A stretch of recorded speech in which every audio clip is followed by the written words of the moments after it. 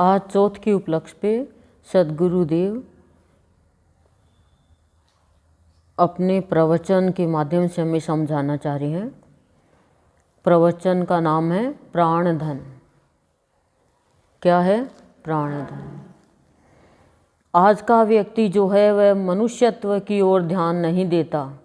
चाहे जैसे हो, उसको तो धन उपार्जन करने की तीव्र अभिलाषा है, चाहे उसे कितने प्रकार का कष्ट क्यों न उठाना पड़े। किंतु इस धन की दौड़ में आज सर्वत्र लोग सचेष्ट होकर निरर्थक कई काम करते हैं। यदि यह कहा जाए कि धन नाशवान है तो मन मानता नहीं, क्योंकि इस धन के द्वारा इस संसार में बड़े बड़े भवन, बड़े बड़े मकान और यही नहीं अनेक प्रकार की वस्तुओं का प्रयोग देखा जाता है। चूँकि मनुष्य की दृष्टि बाहर की है, इसलिए वह बाहर की वस्तुओं को हमेशा ही लालयी दृष्टि से देखता है, और यह देखना स्वाभाविक भी है, क्योंकि शरीर के भीतर मिट्टी का अंश अधिक है। भूमि पर अनेक प्रकार की वस्तुएं पैदा होती है और भूमि पर ही विलीन हो जाती है। मनुष्य भी एक प्रकार का पौधा है, भूमि पर पैदा होता है और उसी भूमि पर शयनशाली यानी सो जाता है। फिर एक नया आदमी पैदा होता है। धन के लिए इतनी परेशानी है, किंतु धन पाकर भी तो संतोष नहीं। यह तो ऐसी अग्नि है कि ज्यों ज्यों इसको बढ़ाया जाए, अग्नि और भी प्रज्वलित होती चली जाती है।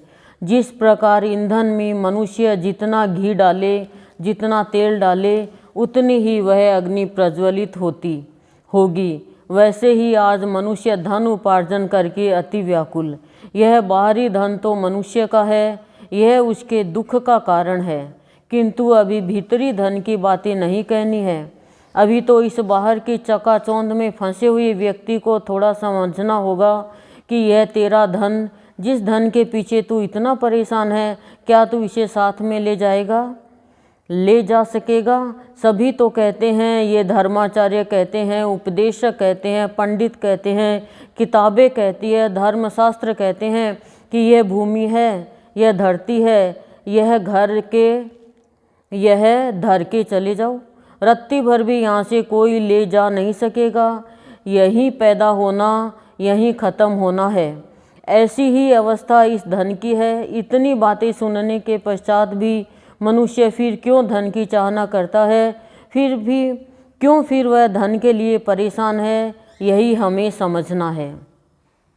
यह एक माया जाल है। यह धन जो है, यह तालाब में पड़ी हुई उस घास की तरह है, जैसे कि तालाब में तैरने के लिए व्यक्ति गया, लेकिन उसका पैर घास में फंस गया और उसका निकलना अब कठिन है। जब निकल नहीं पाएगा फिर क्या होगा? वह तालाब ही उसकी समाधि का रूप बन जाएगा। यह ऐसा खेल है इस धन का, जिसे दूसरे शब्दों में माया भी कहा जाता है। इस बाहरी धन के लिए मनुष्य इतना बेचैन क्यों?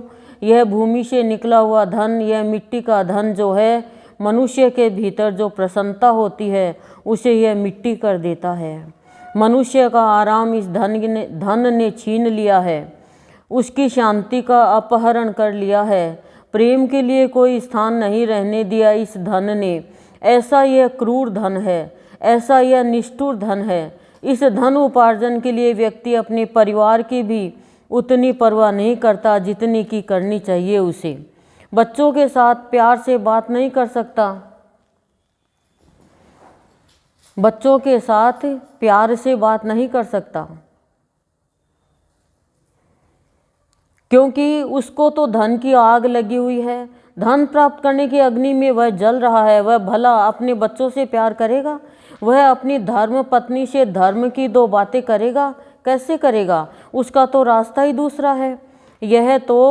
वह तो यही कहेगा कि जितना भी कमा लूँ उतना ही कम है।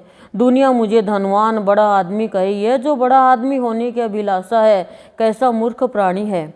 समझ नहीं पाता कि बड़ा कैसे होता है। बड़ा तो बड़े के नाम से होता है, और वह नाम रूपी धन जिसको प्राप्त होता है वह शांत होता है, वह प्रेममय होता है, वह भावमय होता है। उसकी अनेक क्रिया जो देखी जाती है वह बहुत ही शांत, बहुत ही गंभीर।